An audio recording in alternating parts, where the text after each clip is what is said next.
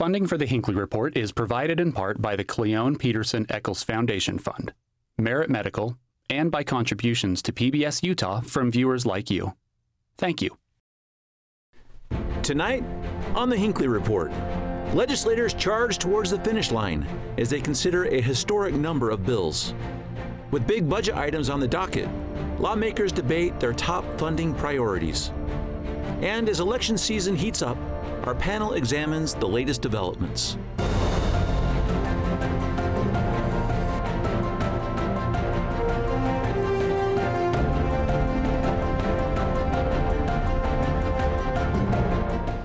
Good evening and welcome to the Hinckley Report. I'm Jason Perry, director of the Hinckley Institute of Politics. Covering the week, we have Heidi Hatch, anchor with KUTV2 News, Chris Bleak, partner with RRJ Consulting, and Kate Bradshaw, member of the Bountiful City Council. So glad to have you all with us this evening. This is 1 week left until the legislative session ends, and a lot of bills are coming to a conclusion. Still some big bills on the board that we'll talk about over this next week. I want to jump right into some of those bills with you, Heidi. First one is dealing with election laws. What's interesting, in 2018, the legislature decided to give ranked choice voting a try. It was a pilot project to see how Utahns would like it, how voters would like it. But Katie Hall has a bill to say we're no longer going to do that, to discontinue this pilot. I don't know why they should murder it, but I don't know that it's going that well in the state. I haven't heard a lot of really great success stories where it's worked, but if you're trying it, why not let cities decide? Because no one's forcing it on them. I think the frustrating part is we saw a couple elections in 2019 and 20 where I felt like it may have been a good possibility because people were educated well on the issues when we're talking about the gubernatorial election. We had 4 candidates where you really knew where they stood, and I think there was people that could have ranked them out and actually done a good job with that. And then also in the Salt Lake City mayoral race. The races I've seen since then, there either have been clear choices where people knew who they were voting for and there weren't enough in the election, or there were a lot, but you didn't know much about them. So it's like, how do you rank them? Chris, we had a couple different efforts here. In 2019, 4 cities tried it. In 21, 23 cities, and it went down to 12 cities in 2023. It's been a little bit of a mix in terms of which cities wanted to engage in it, and there's some reasons why some didn't. Yeah, I think Heidi makes a great point that it is optional, and many cities have used it, many have not. There are pros and cons to that. I think we were the first when I ran the state Republican Party in 2004 to use it in that convention. And I think it has some real pros. I think the big challenge that ranked choice voting has is it's not really simple or intuitive to understand when you get that ballot, and it does cause some confusion. And I think that's where people have gotten confused. And candidates and campaigns have tried to make strategies out of it, right? You don't have to vote for a second or third. Trying to use that, and I think it adds to the confusion on a ballot when there's already so many things to vote for. I think that's its biggest challenge right now. Kate, we did see that in the Salt Lake City mayor's race in particular. You have a couple of names on there, and even Aaron Mendenhall put out a statement saying, just so you know, you don't have to vote on, you don't have to rank all 3 of us or all 4 of us, whatever the number is. You can just vote for me. You're our one elected official here at the table. Talk about that too, and the strategy and the preferences. You're right. And as long as we're going to have elections, you'll figure out a strategy to instruct your voters, your supporters, to try and give yourself an advantage on the ballot. And you definitely saw that in the Salt Lake's mayor's race this last election cycle. The municipal cycle is the off cycle. It definitely has lower voter turnout than other cycles. And so I'm a little worried about anything that confuses voters. Sometimes will mean they just don't turn in their ballot. My county, Davis County, none of the cities have adopted it, in part because we have a lot of at-large districts, and it doesn't necessarily work well in those formats. I do think we've given municipalities this option. I'm always a fan of municipalities having more options and being able to elect in or out of that system. But I think paramount is just ensuring that voters always feel like they understand the system, we haven't confused them, and they have access to good information. And when we're sometimes half in, half out of different systems, then people get a little confused, and I don't want to see that. I want to see people be able to make very clear choices at the ballot so that they know they're voting for the person they really want to see serve in office.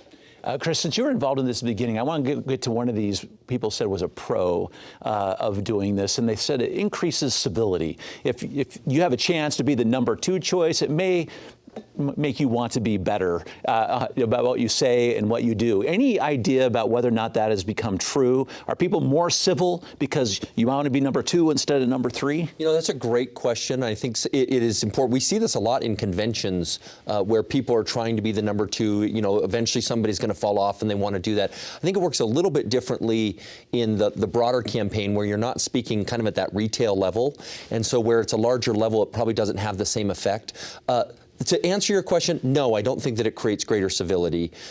It has that potential, and I think that we've seen places where that has worked. But I think at a larger level, no, that's not something that's resulting from ranked choice voting. While you're talking about that, Chris, there's one other very interesting bill dealing with what I think is going to be the topic of the future: artificial intelligence and campaigns. Talk about what this bill is doing, because I think we should talk about this because the parameters are starting to become a little more clear. Yeah, absolutely. Senator Harper and Representative Ariel DeFay have both hooked onto this issue of deep fakes, the utilization of artificial intelligence or the computing power that we see to be able to fool.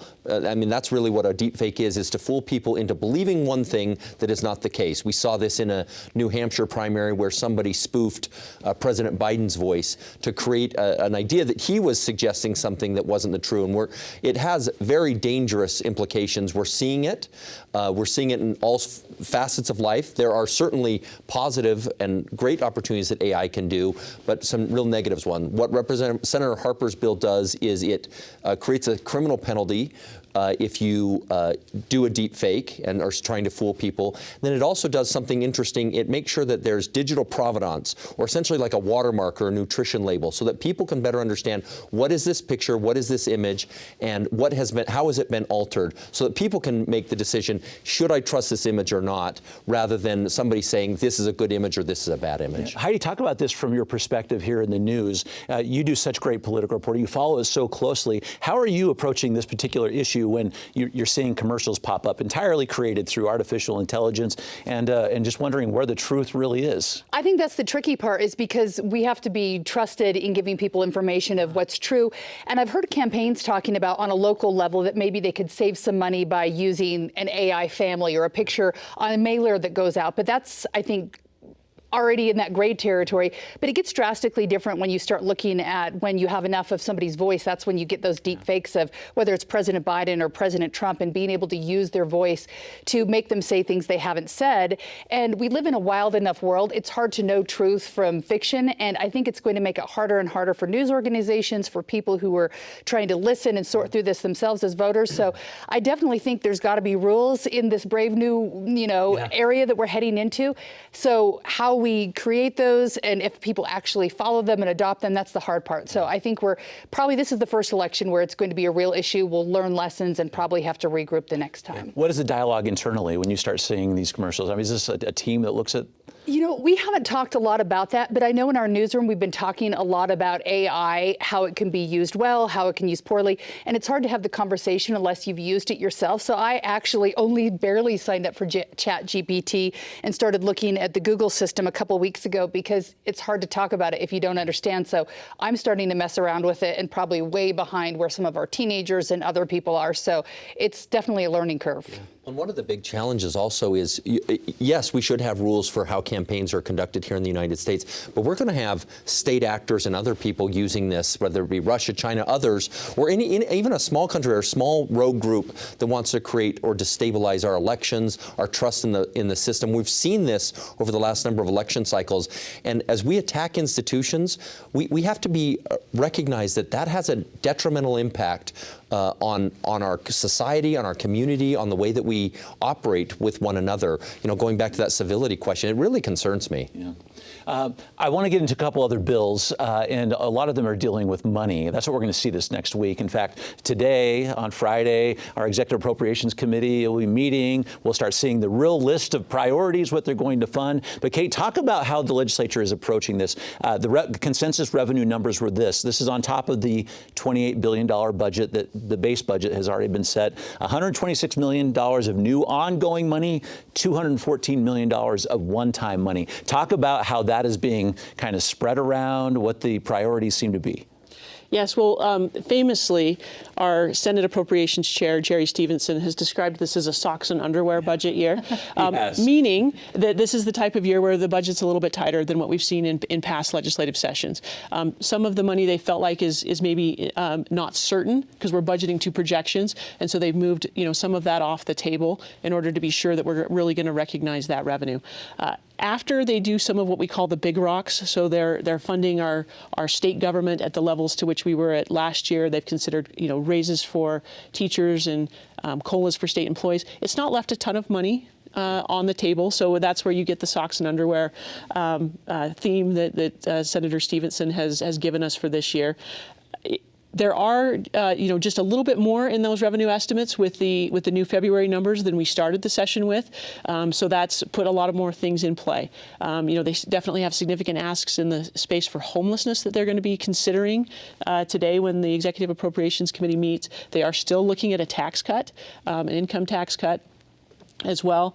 And then there are all of the bills that have appropriations attached to them and all of the RFAs that were presented earlier in the session that are still in there vying. So this last week of the session is that time where everyone's in there fighting for a pair of socks. Yes, they are indeed. One of those big rocks that you talked about, Chris, is the WPU. It's education funding. Talk about how that relates to income tax, because I want to get into this idea of whether or not they're going to cut to income tax here in this session as well. Talk about how that works, given your vantage point, having worked on these budgets in the past. Yeah, absolutely. I think this is a key item. There's a couple reasons where it has some consequences. One is there's a constitutional amendment this year to decouple income tax to be used only exclusively for public hire and then certain health and human service needs. So give the legislature more flexibility in terms of how they budget and appropriate. And so I think education is going to be looking very closely at what is that WPU number. The legislature has set up some systems to make sure that the growth, sort of those things that Kate was talking about, are funded, and they've done a great job. They've got a huge amount of money in the Education Stabilization Fund.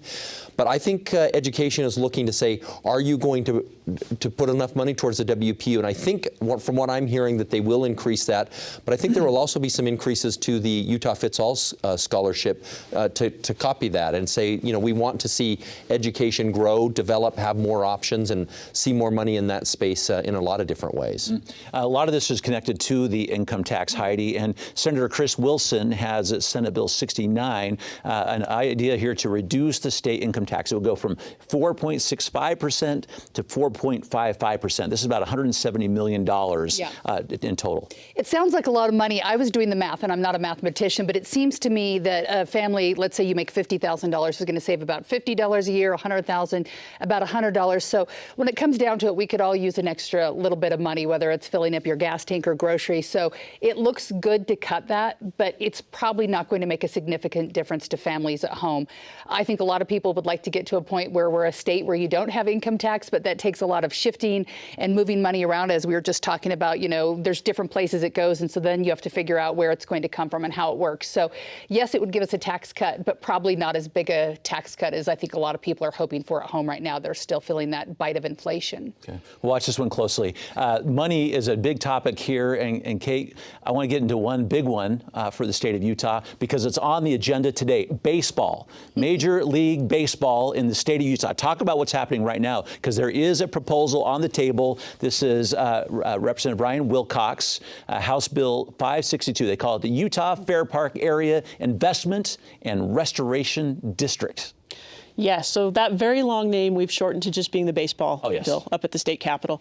And it is the vehicle and the mechanism that they are considering to turn the power district, the area along North Temple in Salt Lake City where Rocky Mountain Power has their offices and where the Gatsby plant used to be, or currently is, but may no longer be, and turning that into a mixed development that will hopefully include a baseball stadium.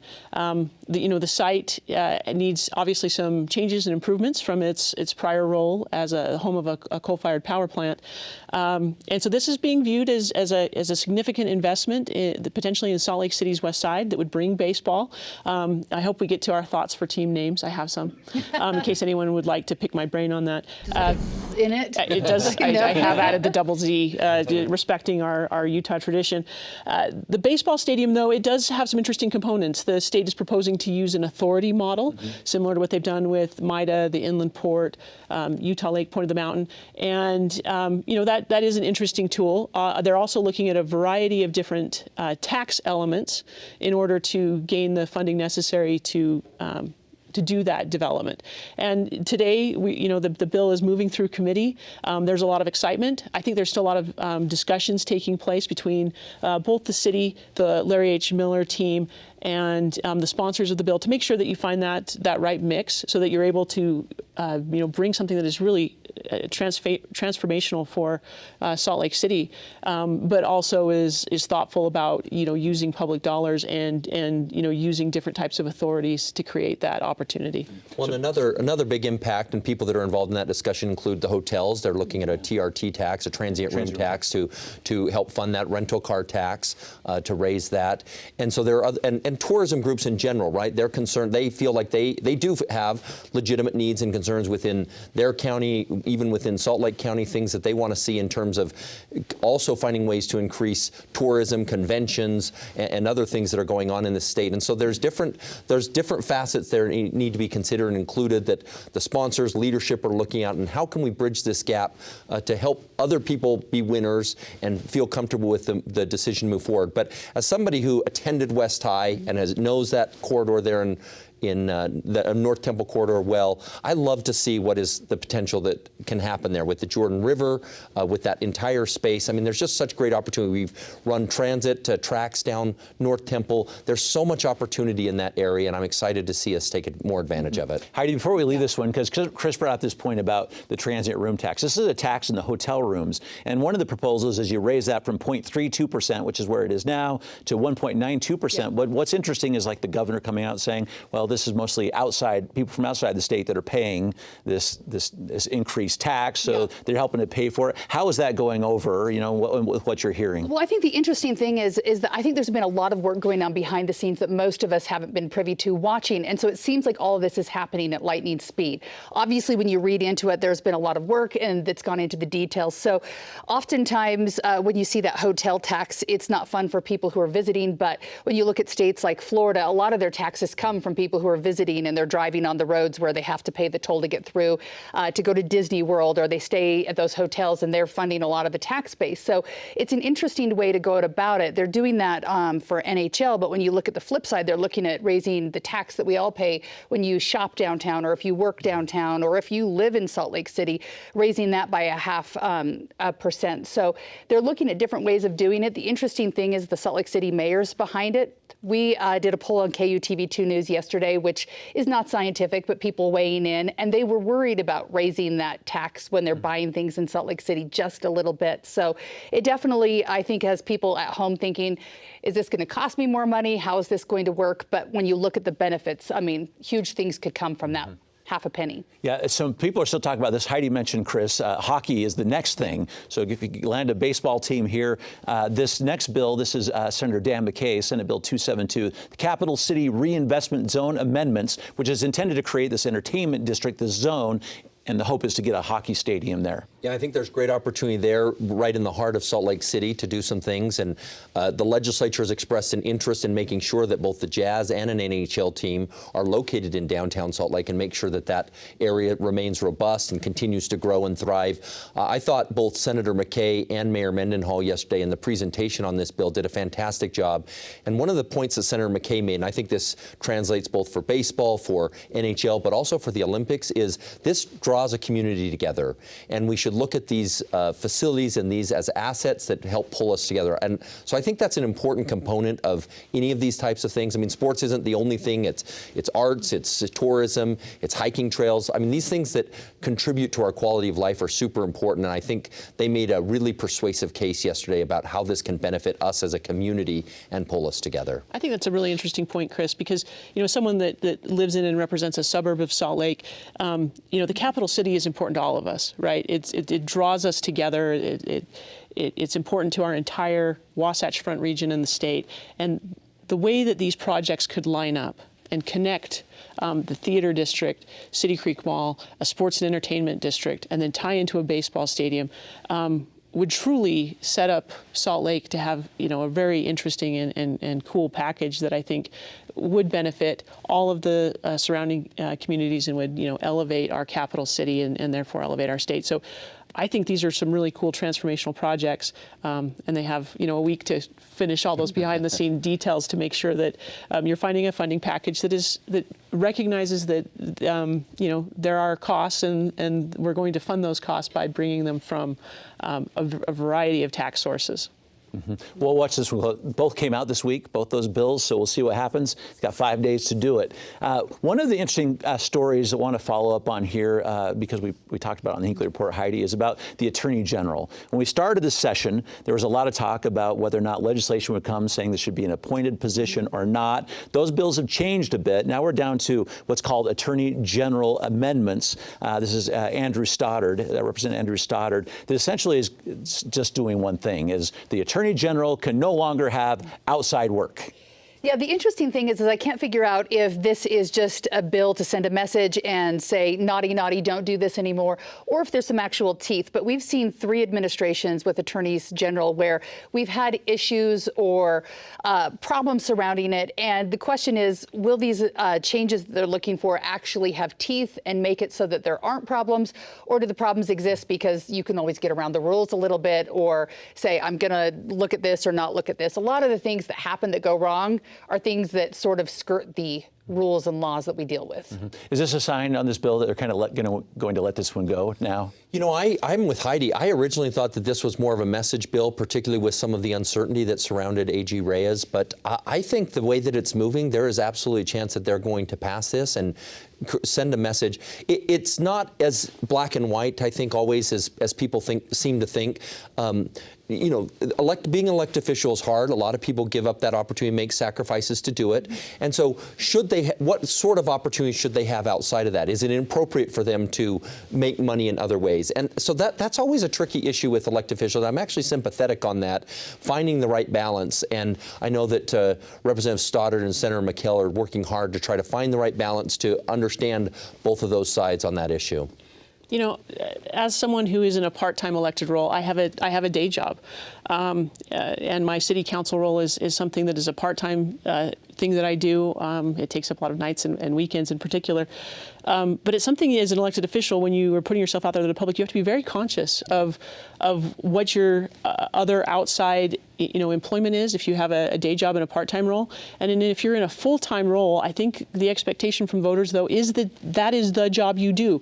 And it is the most important job you do, and that you conduct yourself with integrity and you don't generate conflicts for that office, and that you take that job very seriously. Yeah. And I think that because of the multiple cycles in a row of people in that office, having conflicts that they brought into the office from these outside roles, it's probably appropriate for the legislature to say, this role and the fact that you are our top cop and our top legal defender, you need to adhere strictly to make sure you don't bring conflicts into this office. I want to say, I think one thing is clear, though, with all that has happened in that office over the last couple of years, we're not ever going to have an appointed attorney general, because I don't know what could happen that would then change the mind. I mean, there's been that discussion both after the John Swallow, Mark Shurtleff stuff and again here, and taking that away from voters, I understand that's a difficult issue. I think there are pros to having an appointed attorney general. There are certainly cons. We've seen that on the federal level, but I think it's pretty clear we're not getting rid of an elected attorney general. And so, they might put more guardrails, but that's where we're going to keep it. Okay. One more bill to talk about. Oh, go ahead, Heidi. Nothing. I was just going to say the interesting thing with appointing is I think it was Herbert who appointed AG Reyes. He was then elected, but at least if you're elected, you have a chance as the people to say, we want someone else out. If you're appointed, where do you have that ability to get rid of them if that one person decides they want you there, Mm-hmm. So everyone has an agenda. Politics. Really quick before we leave this, because you're our resident expert, Kate, are we going to have any alcohol bills? There is an alcohol bill this year, and it will actually be discussed today. And we'll have a series of changes that are going to come through. Probably the most significant change that's in this year's alcohol bill is a change to the ratios for alcohol licenses for bars and restaurants. We have a population quota system that says how many bars and restaurant licenses there can be based on the population of the state of Utah. So as you grow, you slowly gain more licenses. There has been, if you're a watcher of the Department of Alcohol Beverage Services Commission, there's a waiting list of people who are seeking licenses in order to open up new bars and restaurants. And it's been an incredible challenge from an economic development standpoint. And so the most significant change is they are lowering that ratio from 10,200 people to about 7,200 people for the bar licenses, and then a corresponding ratio in the restaurant license. They are doing it over a series of years. It is a highly negotiated number that is in there. And there are also some other considerations in that bill. There is an increase on beer and wine and spirits. And some of it will fund compliance officers, but some will also just, quite frankly, flow to the general fund for other uses. Anyway, there's always a whole bunch of interesting things because all alcohol policy in Utah is wrapped up in one single bill. Yeah, just the last couple of words on that one, Heidi, because you have lots of groups up there on the Hill. Some of them really much talking about the travel tourism components of this very bill. You know what? I am going to have to step aside on this one because I am not very educated on it. So I'm just going to have to listen to the other wise people in the room on this. Yeah, well, we seem to have these every legislative session back from when you were in the House, right, Chris? Absolutely. All right. Well, thank you so much for your insights this evening on these very important bills. More to come. And thank you for watching the Hinckley Report. This show is also available as a podcast on pbsutah.org/Hinckley Report or wherever you get your podcasts. Thank you for being with us. We'll see you next week. Funding for the Hinckley Report is provided in part by the Cleone Peterson Eccles Foundation Fund, Merit Medical, and by contributions to PBS Utah from viewers like you. Thank you.